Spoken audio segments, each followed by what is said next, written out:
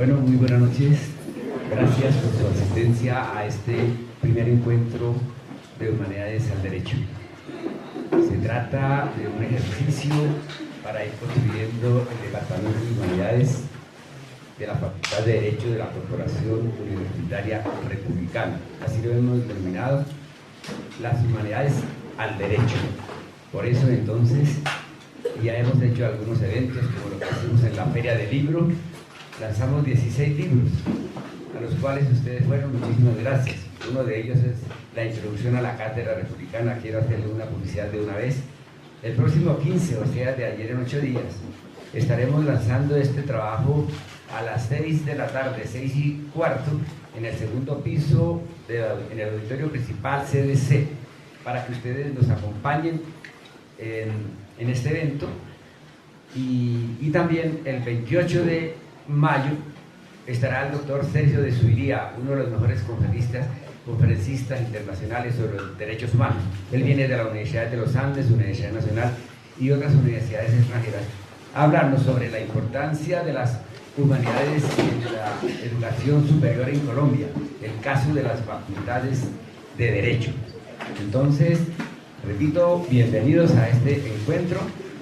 Voy a permitirme presentar a los ponentes de esta tarde, de este momento, gracias a la colaboración de los profesores Andrés Felipe Escobar, Pablo Uribe, Héctor Vargas, Eduardo Yepes, Juan Carlos Diana, Rosalía Hernández, el padre Jaime Zuleta, José Alejandro Sierra, Jairo Roballo Moreno y quien les habla Héctor Barbosa.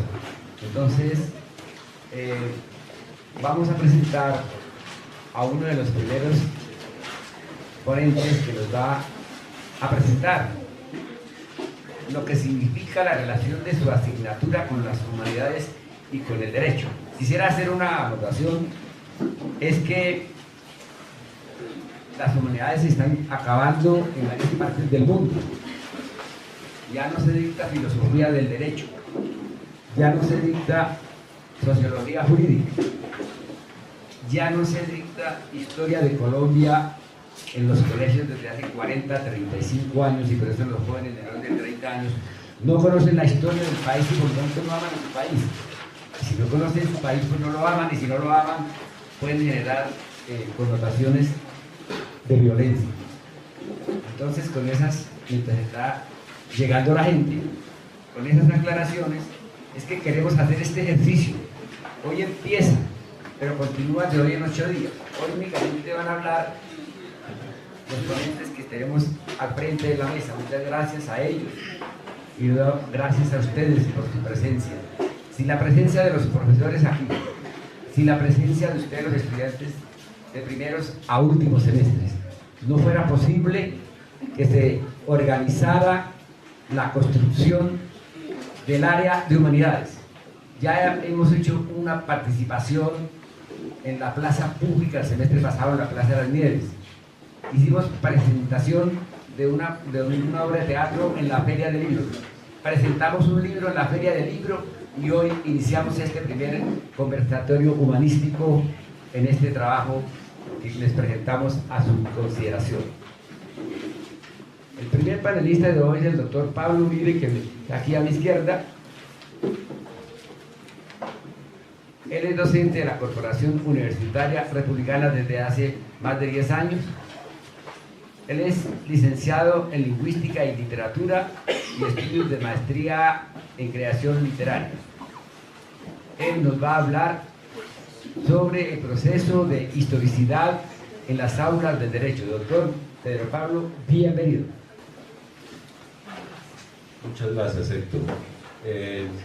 Sí, empezaré a hablar sobre el tema de la historia y su relación con las humanidades. La historia es parte esencial de las humanidades, como las bellas artes a la pintura. Es bueno tener presente que cuando desconocemos nuestra historia, asumimos un acto de inconsciencia histórica que nos hace desconocer la esencia de nuestras íntimas raíces culturales. La aprobación del acto legislativo propuesto por la senadora Vivian Morales de convertir la Cátedra de Historia como parte del pensum de enseñanza media es un buen comienzo para recapacitar acerca de la necesidad de la enseñanza de la historia en las facultades de Derecho. Un abogado que se respete debe asumir un rol de liderazgo en su entorno sociocultural que implique un conocimiento profundo de sus raíces culturales. Esto conlleva a fortalecer la enseñanza de las huellas históricas en los contenidos curriculares de los programas de derecho. En buena parte, el desarrollo de esta inquietud está plasmada en los objetivos de enseñanza de la Cátedra Republicana, pero es necesario insistir que un conocimiento dinámico, profundo y crítico de nuestra historia a nivel nacional y mundial clama por una actualización en las mallas curriculares de las universidades que imparten enseñanza dentro del área de las humanidades. La Corporación Universitaria Republicana es una de las pocas abanderadas en la enseñanza de las humanidades dentro del pensum de todas sus carreras. Vale la pena exaltar este benéfico propósito y que sin duda alguna beneficia al estudiante que tiene una formación estructural, humanística y literaria que dignifica su autoestima y razón de ser. La formación histórica que un estudiante universitario requiere consta de un programa que sintetice sus necesidades cognitivas y fortalezca plenamente la vivencia en valores humanos para el logro de sus intereses profesionales. Un estudiante que ignore sus raíces culturales permanece incomunicado a las expectativas de su entorno social. Además de esto, carece de herramientas culturales idóneas para fomentar un cambio significativo dentro de su medio que conlleve a la superación de las desigualdades e injusticias que se viven en nuestra sociedad. Oigamos nuevamente las lecciones de la historia y pongámoslas en práctica para que las futuras generaciones sepan valorar el estudio de las humanidades y particularmente de la historia como respuesta diaria a los grandes conflictos del mundo contemporáneo.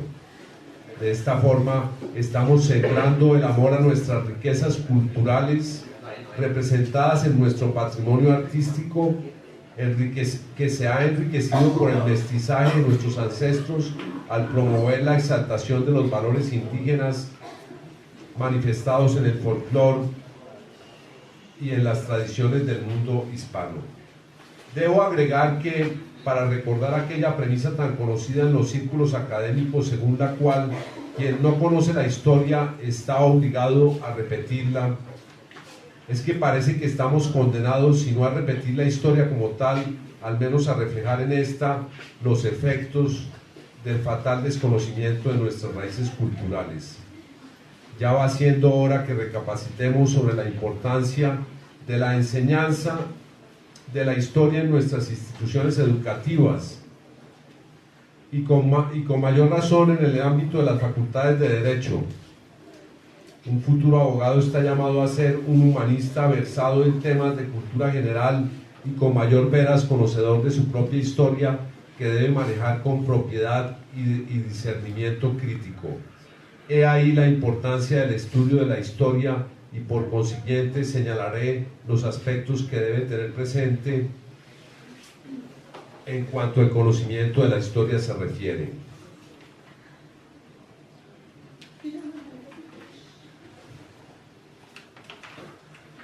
Primero, un historiador serio debe ser un habitante del presente, un personaje culto y buen lector que debe ir con los ojos abiertos. No es un coleccionista de reliquias, sino que dialoga con el pasado desde el presente, puesto que le interesa el pasado tanto como el presente.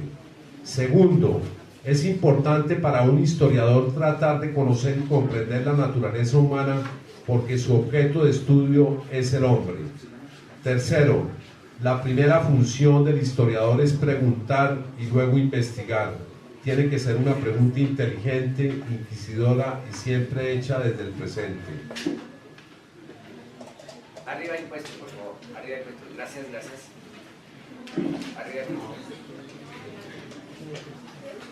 Cuarto, hay que tener una conciencia de humildad, ya que es difícil conocer el presente, ya que si es difícil conocer el presente, lo es mucho más conocer el pasado.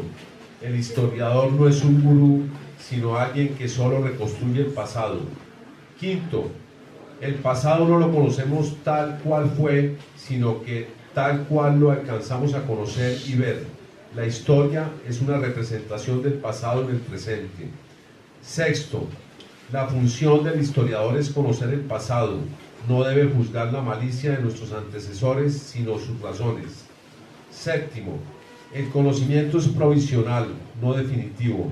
Siempre pueden aparecer hechos nuevos que enriquezcan el conocimiento adquirido.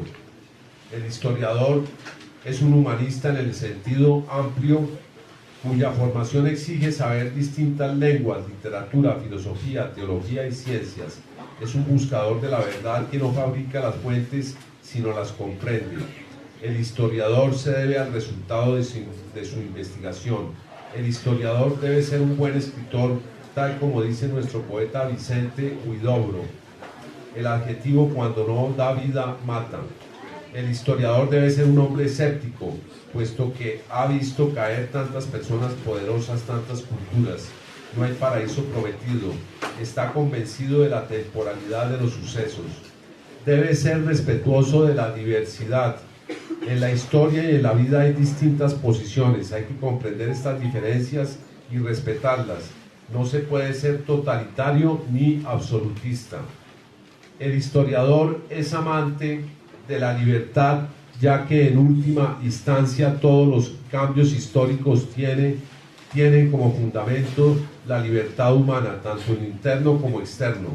La comprensión de la libertad humana es propia del historiador, debe aceptarla y comprenderla. Las fuentes de la historia se hacen con documentos. Un documento es cualquier signo o rastro que nos da una luz sobre el pasado humano.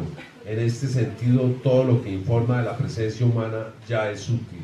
La historia política privilegia el trabajo con documentos escritos y hasta comienzos del siglo XX se entendió a la historia como historia política, por lo que había una total supremacía de los documentos escritos. En síntesis, yo lo que quiero decirle a todos ustedes es que empecemos a hacer historia desde aquí, en nuestras aulas, en esta querida institución, la Corporación Universitaria Republicana, que se acerquen a la historia, al estudio de la historia sin ningún temor, que la abracen y se apasionen con ella, la admiren, la respeten y la vivan y la sienten como en carne propia, para que así se vaya difundiendo de generación en generación a nuestras futuras generaciones, las generaciones de ustedes, a sus futuras generaciones, el amor por nuestras raíces culturales y por lo más significativo de nuestras vértebras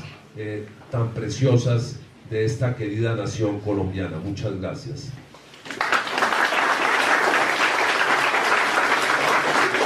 Muchas gracias al doctor Pablo Uribe por esta iniciación, en donde nos demuestra la importancia de la historia. Como decíamos al principio, hace más de 40, 35, 30 años que no se enseña historia en los colegios de Colombia por una decisión gubernamental. Ahora ya el doctor Pablo nos informaba de que alguno de los representantes de la política colombiana había propuesto eso. Al fin se le debió decir algo a esa persona que valiera la pena. Bien, les recuerdo entonces que los eventos que han participado hasta este momento ha sido la Feria del Libro, el lanzamiento de un libro, la presentación de la obra de teatro y también ahora estos conversatorios que van a ser todos los miércoles a las 7 de la noche durante 1 hora. Muchas gracias a los invitados, muchas gracias a ustedes por venir, muchas gracias a los profesores y a los profesores de otras universidades. El encuentro se llama las humanidades al derecho y se llama conversatorio humanístico, es el primero. Vamos ahora con otro tema para que ustedes vayan viendo la variedad que tenemos. Él es el doctor Héctor Vargas, él es ingeniero industrial con posgrado en ingeniería de sistemas. Oigan el título, señoras y señores. ¿Y para qué las matemáticas al derecho? Bienvenido, doctor Héctor Vargas.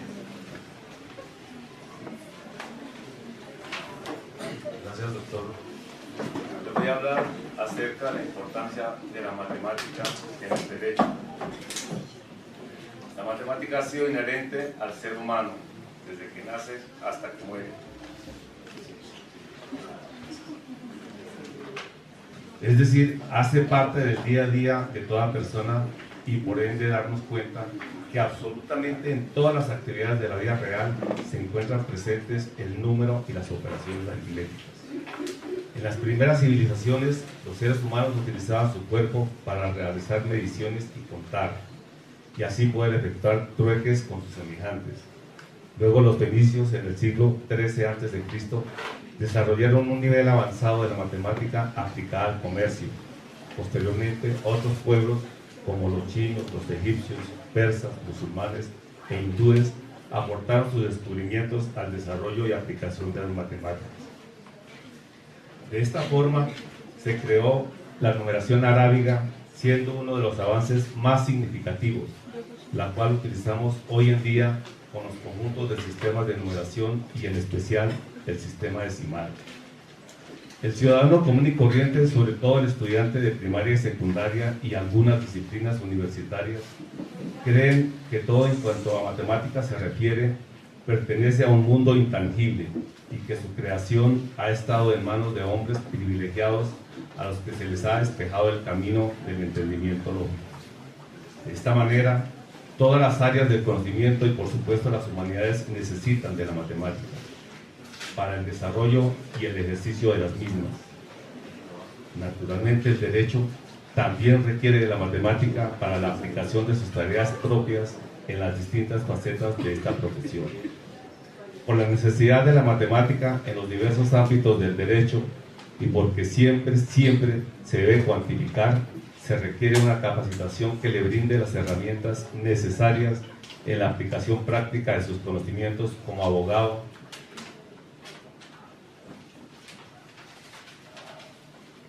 y en la solución de problemas cotidianos, como es el caso, para poner un ejemplo, del padre que deja 35 cabellos para repartir entre 3 hijos, dejando al mayor la mitad, al segundo un tercio y al tercero un noveno. Fíjense que ese problema, sin la ayuda de la matemática, es imposible resolverlo. De ahí esta gran importancia de la matemática. La universidad, teniendo en cuenta este problema, ha considerado un programa académico con la asignatura de matemática, cuyo objetivo es dotar a sus futuros profesionales de derecho de estos conocimientos que, aunque básicos, son muy necesarios para el buen desempeño de su ejercicio profesional en las áreas específicas, para mencionar solo algunas, como la justificación de penas, la liquidación de un empleado, las sucesiones y el reparto sucesoral, el cálculo de multas, sanciones pecuniarias cuando hay derecho, el cálculo de una mesada pensional, el tiempo cotizado y la cantidad aportada. Todas estas son ramas que necesitan de la matemática y por ende la matemática en el derecho. Gracias.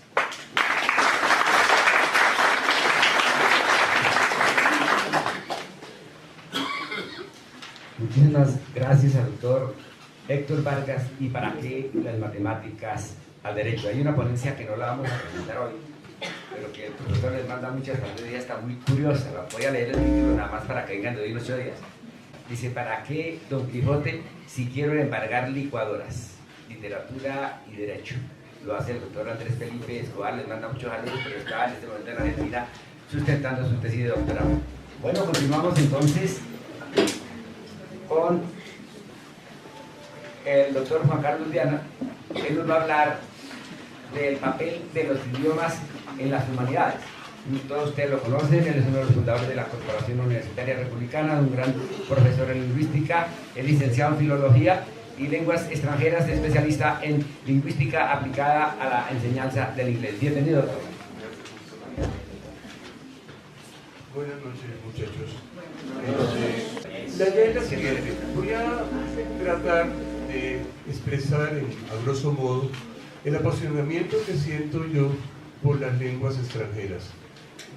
Históricamente, las humanidades han cumplido un rol importante en cada una de las áreas del conocimiento. Sin embargo, lo que son las lenguas extranjeras comúnmente han sido descuidadas en nuestro ámbito social, pero teniéndolo como tal y como valor agregado, las lenguas extranjeras cumplen una función específica, que es la de intentar y lograr comunicar el pensamiento humano a través de todos los medios y dándose a conocer. El apasionamiento al que me refiero quiere decir lo siguiente: la sociedad contemporánea no admite fácilmente que una persona medianamente culta no tenga el conocimiento de varios idiomas. La globalización, comúnmente llamada la tecnología, implica un estudio adicional de ese tipo de conocimiento. Las sociedades exigen del profesional que haya un nivel superior. Lamentablemente, en nuestro medio no ha sido posible todavía motivar, cultivar y convencer al estudiantado, al profesional en general, que es importante manejar otro idioma. ¿Por qué? Porque allí están las necesidades que ustedes mismos pueden solucionar a través del deseo expreso de querer realizar su conocimiento. La experiencia ha demostrado que en cualquier asignatura el estudio es un motivo de motivación y de interés por parte de cada uno de ustedes. Veamos entonces cuáles son las garantías, cuáles son los logros y cuáles son los objetivos del conocimiento de una lengua extranjera. Específicamente en el inglés, existe como tal un proyecto educativo nacional que exige, digo exige entre comillas, que se estudie una lengua extranjera, con mayor razón el idioma inglés, de la cual todos tenemos alguna base. Este conocimiento de los idiomas implica que tendremos mayores oportunidades laborales. Es la puerta del éxito y es la garantía que todos tenemos para obtener un futuro totalmente desarrollado y personalizado. Como universidad y como docente de esta universidad de la corporación, lo que pretendo es invitarlos a ustedes a que se interesen por el aprendizaje, que no vean simplemente el idioma inglés como una parte del decorado académico, sino que es parte de un currículum elaborado sabiamente e inteligentemente. Entonces, si tenemos nosotros la oportunidad de aprender una segunda lengua, vamos a tener más posibilidades. En la actualidad, si hacemos referencia a los idiomas, son pocos los empresarios que utilizan traductores para hacer sus negociaciones internacionales. El mandarín, el chino, el alemán, ellos exigen que las negociaciones se hagan cara a cara y directamente con personas que hablen correctamente un idioma. Las razones por las cuales Chile y Argentina en este momento están en un nivel un poquito superior al colombiano, a Colombia, es porque han hecho énfasis en el idioma extranjero. Ellos cultivan desde la infancia a sus niños, a sus estudiantes, para que ellos propicien y sean transmisores y generación multiplicadores de un idioma que es de gran importancia. La idea central de este pequeño conversatorio que tenemos es convencerlos a ustedes que el inglés, en este caso, es básico para cualquier rama del estudio. No se puede decir entonces que como estamos estudiando Derecho, Trabajo Social o cualquiera de las carreras que estamos cursando aquí, no lo tenemos que ver.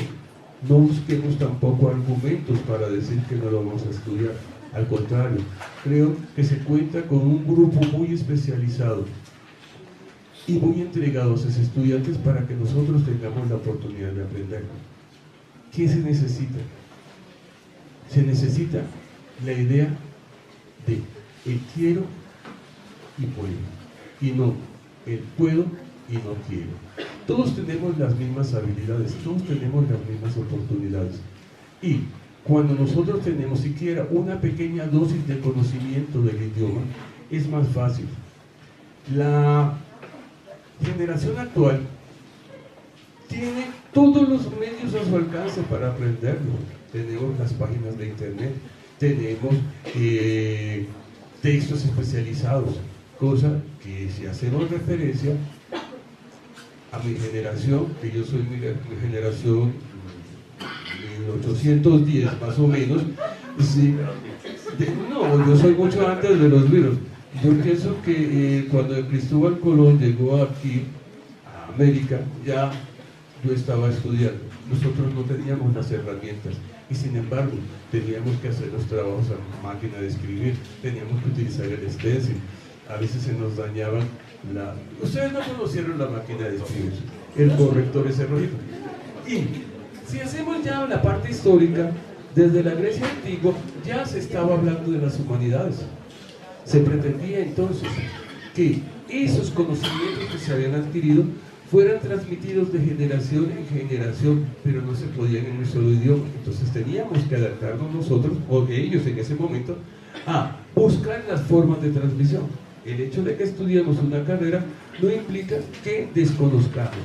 Una persona medianamente culta debe motivarse en el aprendizaje de las lenguas extranjeras, debe tener interés, debe sobre todo tener conciencia que es un agregado más que le sirve para su carrera profesional.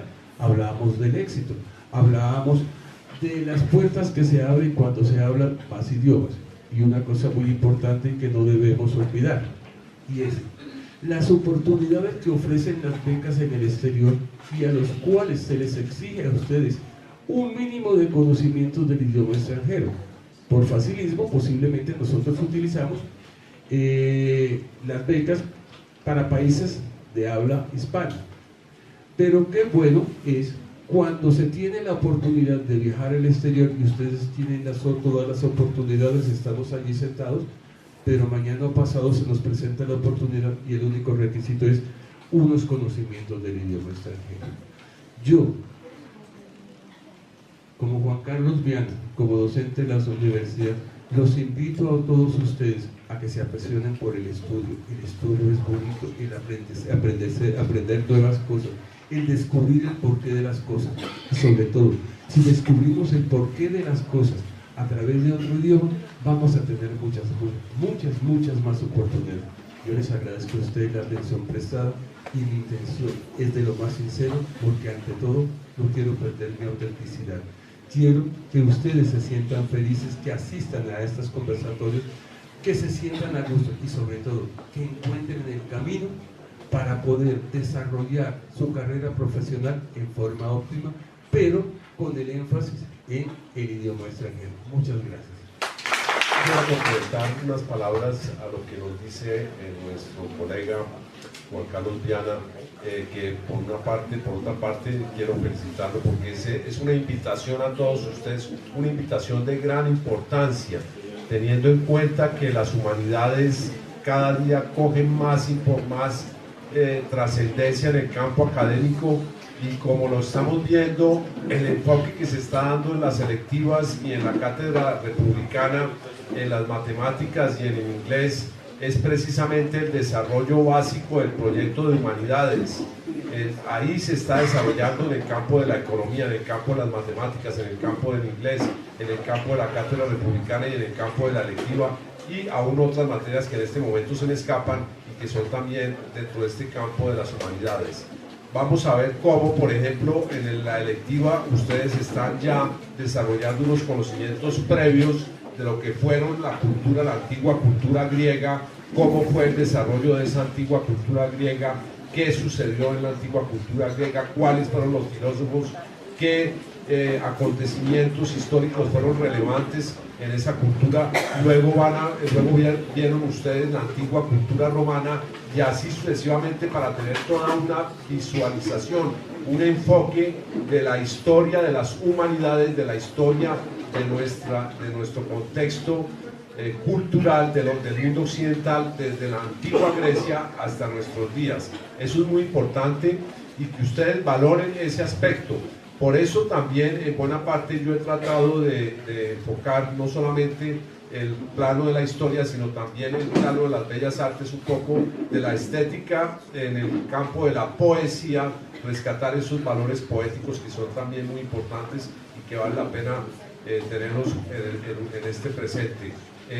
Lo que dice Juan Carlos es de gran actualidad, lo que nos dice nuestro amigo Juan Carlos Viana, el saber un idioma. Qué bueno sería que no solamente se engolosinaran y enriquecieran con el idioma inglés, que es tan importante y tan trascendente en nuestro medio, sino que tuvieran también acceso a otros idiomas, como puede ser el francés o el italiano. Es decir, cogerle gusto y aprecio al estudio de los idiomas. Entonces le doy la palabra a Héctor, que va a dar continuación a nuestra charla. Muchas gracias. Muchísimas gracias nuevamente. Gracias por tu presencia. Ya hemos tenido los temas de para qué las matemáticas, en derecho, el proceso de la historicidad, la historia. Ahora el problema lo estoy viendo muy clarito. Para las próximas charlas ya vamos a tener el último panelista de hoy, no se retire, por favor.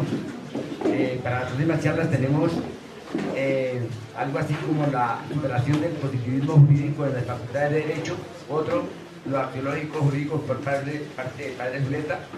La doctora Rosita, que se encuentra aquí con nosotros, nos va a ofrecer la globalización de la economía, y Eduardo Yepes nos va a hablar sobre pensar correctamente. Eso será dentro de 8 días, pero hoy vamos a concluir el trabajo de hoy gracias a la presencia de ustedes en este encuentro, primer encuentro humanístico. Por eso el área de humanidades de la Facultad de Derecho de la Corporación Universitaria Mexicana, en cumplimiento de sus aportes al desarrollo del plan de trabajo institucional, se permite presentar este primer ciclo de conferencias gracias a los profesores, gracias a ustedes, este grupo de panelistas que ya les he presentado, quien desde sus perspectivas profesionales y experiencias en la docencia universitaria nos han ofrecido ya unos puntos importantes de la relación entre derecho, humanidades y ciencias sociales.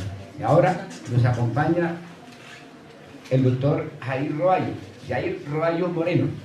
Él nos va a hablar de un tema muy importante para finalizar la charla de hoy. Él es profesor de hermenéutica jurídica, abogado especialista en derecho penal y criminalística, maestría en justicia y tutela de los derechos con énfasis en teoría jurídica y filosofía del derecho. Él nos va a hablar del tema sobre más allá de las verdades del derecho. Bienvenido, doctor.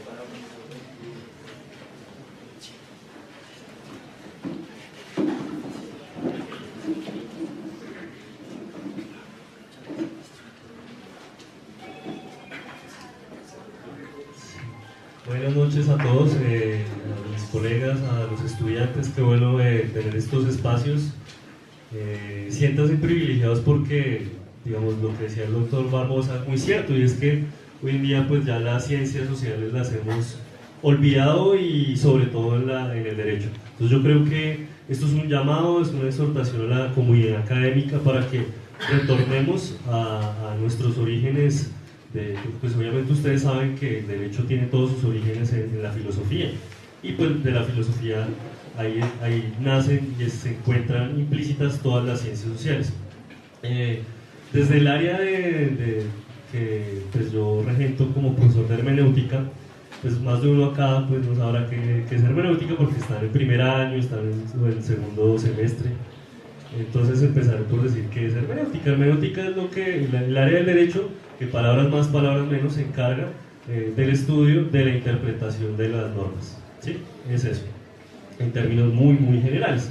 Y tiene un origen en Grecia con el dios Hermes, que interpretaba aquello que decían los dioses para que las personas, para que los humanos entendiesen cuál era la voluntad de estos. Yo quiero empezar con el título, pues, más allá de las verdades del derecho. ¿Por qué? ¿Por qué la hermenéutica como ciencia social y como neta interpretación es un área que nos permite crear varias verdades? ¿Sí? Nosotros tenemos una cultura jurídica un poco fuerte, un poco recalcitrante sobre ciertos temas. Es decir, un abogado llega y se enfrenta con otro y dice: yo tengo la verdad, yo creo que este es el artículo y esta es la interpretación adecuada, eso que usted dice no es cierto. Y el otro dice: no, eso tampoco es cierto, yo considero que esto es así. Entonces digamos que es una realidad y es un problema también que todos pensemos que tenemos la verdad. Y eso tiene unos problemas que nacen o que se encuentran desde... Pues el problema no está ahí, sino que pues voy a retomar este pequeño problema entre estos dos abogados desde Grecia hasta llegar a la actualidad, dando cuenta de cómo se han transformado esas formas de hacer verdad. Entonces empezamos con las preguntas de quién crea la verdad, cómo se crea, dónde se crea la verdad en el derecho, ¿sí? Entonces empecemos. Digamos, nosotros como tenemos una postura, un raciocinio occidental, pues siempre tenemos que remitirnos a los griegos. Y en Grecia encontramos que pues el primero que empezó a decir o a cuestionarse sobre la verdad y sobre lo que era real, sobre lo que era cierto, fue pues, bueno, obviamente hubo los mal llamados presocráticos, pero pues Sócrates, digamos que marcó un precedente importante. Sócrates empezó a pensar el cuidado del sí. Entonces ahí estamos respondiendo a la primera pregunta: ¿quién la crea? Entonces ese quien la crea es en primer lugar Sócrates, que empezó a decir: bueno, hay un cuidado del sí, y ese cuidado del sí consiste en esto y en esto. Y ese cuidado del sí era negarse a sus propias pasiones, a sus propios vicios, para servirle a su comunidad. Digamos que antiguamente, en este mundo antiguo, el único que podía ser académico, por decirlo así, era aquel que se negaba a sí mismo y tenía unas condiciones físicas y sociales especiales. No era cualquiera. No cualquiera podía decir: oiga, yo soy académico y estudio y hago cosas malas, robo, hurto, ¿sí? Soy corrupto en el gobierno. No, eran unas personas que se negaban a sí mismos. Entonces digamos que ahí también hay unos principios del ascetismo, que es una postura de los padres católicos, que era maltratar el cuerpo para negarse a sí mismo y así evitar las pasiones carnales. Obviamente pues Sócrates no se maltrataba de esa forma, pero digamos que ahí empezamos a ver como ese germen que legitima a alguien para decir qué es cierto y qué no es cierto. Entonces, pasado el tiempo, pues ya sabemos cómo evolucionó. Entonces los filósofos tenían unas formas de vida muy particulares que pues no cualquiera podía tener. Entonces no solo era ser académico de ir a estudiar, de ir a leer, sino que también tenían una vida conforme a eso. El que quiera profundizar un poco sobre el tema, está el libro de Michel Foucault sobre la hermenéutica del sujeto, ahí trabaja un poco este tema, que quiera profundizar eso. Y bueno, entonces pasamos ya a la época moderna, en la que ya salimos de ese ascetismo y ya empezaron a iniciarse las universidades, empezó todo el mundo a estudiar y pues empezaron las facultades de Derecho. Entonces en las facultades de Derecho, pues ya en nuestro sistema continental, la idea para poder decir algo sobre el derecho y que tuviera eso repercusión era inscribirse y estar en una universidad europea, ¿sí? De lo contrario usted no tenía legitimidad para hablar. Cosa distinta pasó en el mundo anglosajón, porque en el mundo anglosajón no era necesario ir a la universidad para ser un abogado. Es otra familia jurídica distinta a la nuestra. Pero en la cuestión continental era necesario. Entonces ya digamos que se perdió ese ascetismo y era más una rigurosidad y era más un mundo, o estamos en un mundo eurocéntrico. Entonces no solo era ir a una universidad, no a cualquiera una universidad, y una universidad ubicada en cierto lugar, o sea, en Europa. Entonces aquí empezamos a ver cómo empiezan a aparecer diferentes teorías de interpretación del derecho que creaban verdades. Entonces una de las primeras fue el formalismo.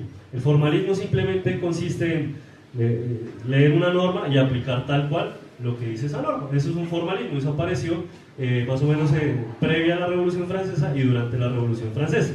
Y de ahí salieron técnicas como la exégesis. Y pues digamos que eso, la idea ahí era que el abogado o el operario judicial simplemente se dedicara a hacer una mera aplicación de la norma y ya, nada más. Lo que llamaba César Beccaria una aplicación mera del silogismo, nada más.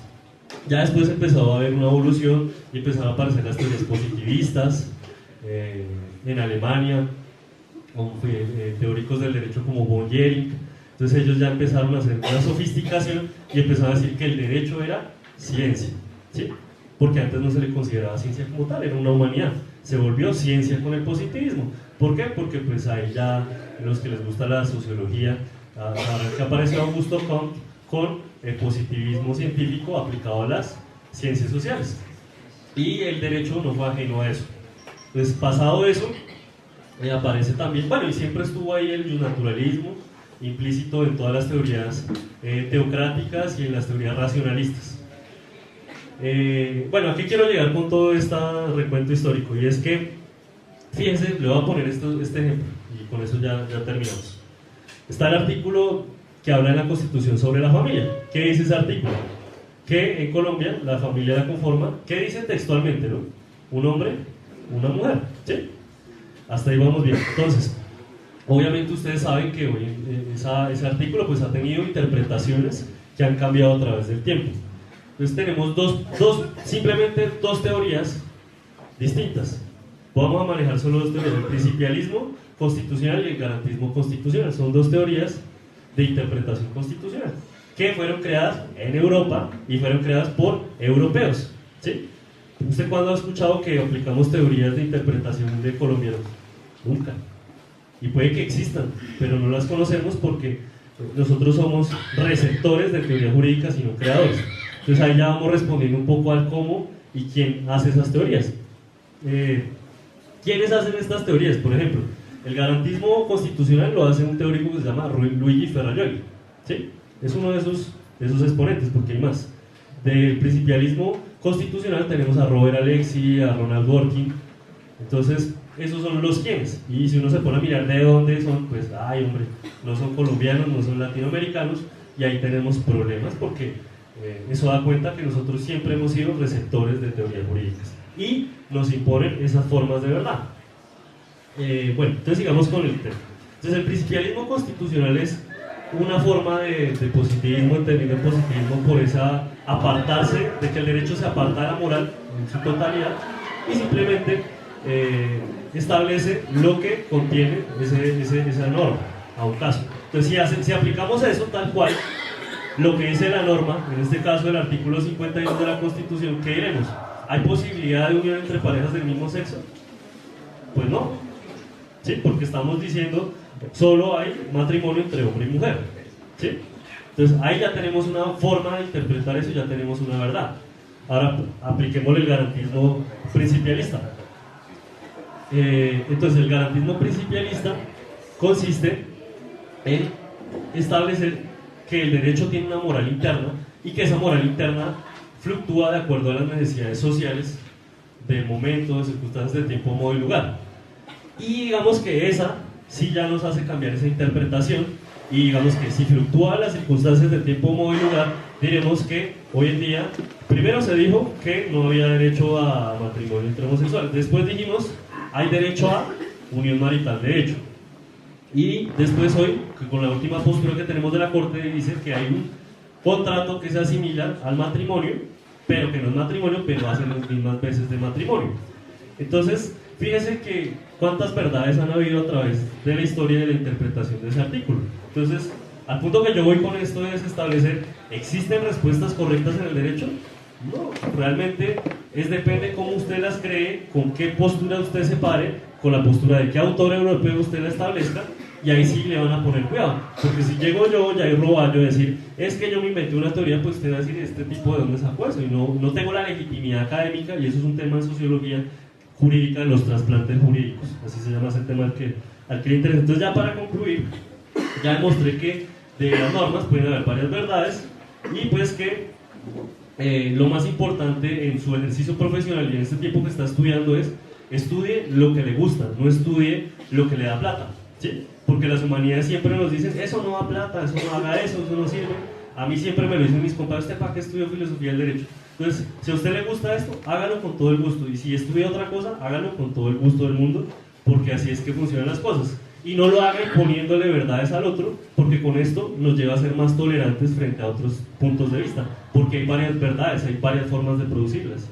Y por último, pues ten en cuenta que los enunciados constitucionales en su gran mayoría son bolsitas. Entonces usted le echa a la bolsita un vasito de agua, le echa un vasito de Coca-Cola, dependiendo desde qué teoría se pare, usted rellena ese derecho fundamental y le da una connotación para esas circunstancias del tiempo, modo y lugar. Y espero que les haya gustado. Un agradecimiento aquí a mis colegas, han estado muy buenas sus conferencias y gracias a ustedes por su tiempo. Muchas gracias. Gracias al doctor Yair Roballo Moreno, más allá de las verdades de ustedes. ¿Verdad que un agradecimiento para el doctor Pablo Uribe con su conferencia, al doctor Héctor Vargas sobre las matemáticas, al doctor Juan Carlos Viana también sobre los idiomas, muchas gracias a los profesores de idiomas que se encuentran con nosotros, a los profesores de filosofía del derecho, de sociología jurídica, muchísimas gracias, los estamos esperando para que hagan sus ponencias también próximamente. Voy a anunciar los temas para de hoy en 8 días, quedan cordialmente invitados ustedes. Los temas para de hoy en 8 días son los siguientes, no vayan a salir todavía, por favor. El tema del doctor Eduardo Yepes se encuentra aquí, pero ya por tiempo no alcanzamos, se llama Pensar Correctamente. ¿Qué será pensar correctamente? Bueno, hay otro que nos va a hablar sobre, la doctora Elvira, nos va a hablar la globalización de la economía. El doctor Jaime Zuleta es el padre, el sacerdote que le enseña a ustedes, de lo axiológico a lo jurídico. Y por último, tenemos también, por último que sería de primero, el doctor Andrés Felipe Escobar. ¿Para qué, don Quijote, si yo quiero embargar licuadoras? Es decir, el abogado trabaja para embargar licuadoras y por lo tanto no lee, por eso no se lee, por eso no hay ortografía, no hay reacción, no hay hermenéutica, no hay crítica jurídica, no hay nada, no hay argumentación, no hay ética, no hay estética. Esa es la dificultad que va teniendo uno. Por eso yo termino esto diciendo que el Departamento de Humanidades de la Facultad de Derecho de la Corporación Universitaria Republicana se siente orgulloso de ustedes por su presencia, porque esto es lo que hace que se llame una universidad. Este tipo de conferencias en donde ustedes participan, en donde ustedes preguntan, en donde ustedes debaten, argumentan, apenas es un toquecito.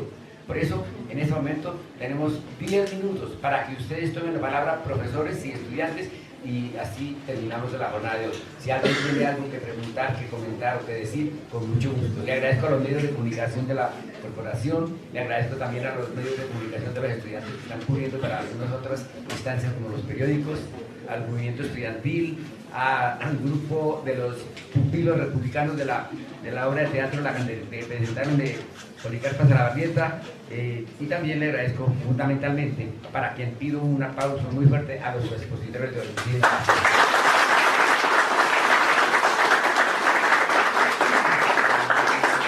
Si hay alguien que quiera intervenir, muchísimas gracias.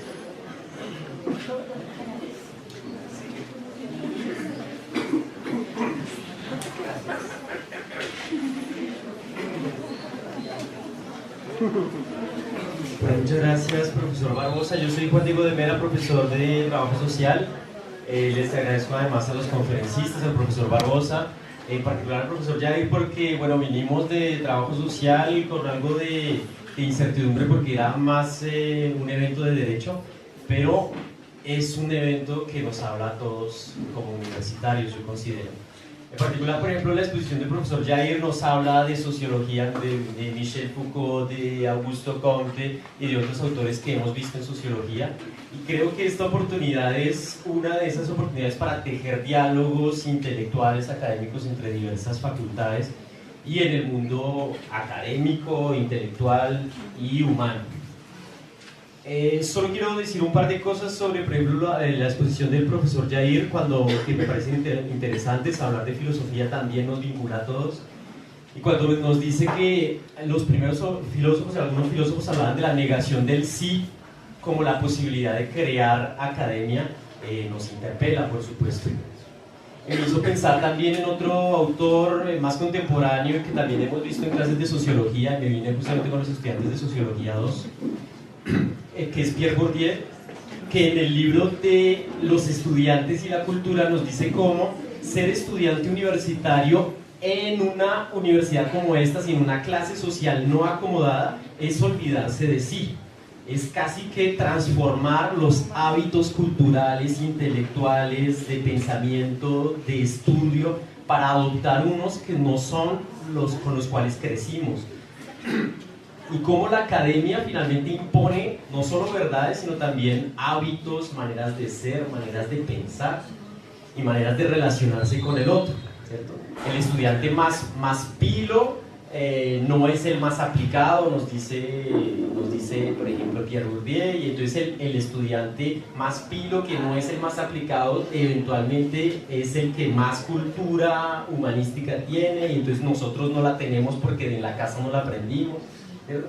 Entonces vincularnos con el mundo académico es a veces despojarnos de nuestro sí y vincularnos con otra cultura que no es la nuestra, que es una cultura griega, académica, intelectual, que nosotros en muchos casos no tenemos. Y en estas universidades, por ejemplo, son academias de una cultura popular que no tiene ese vínculo con la academia.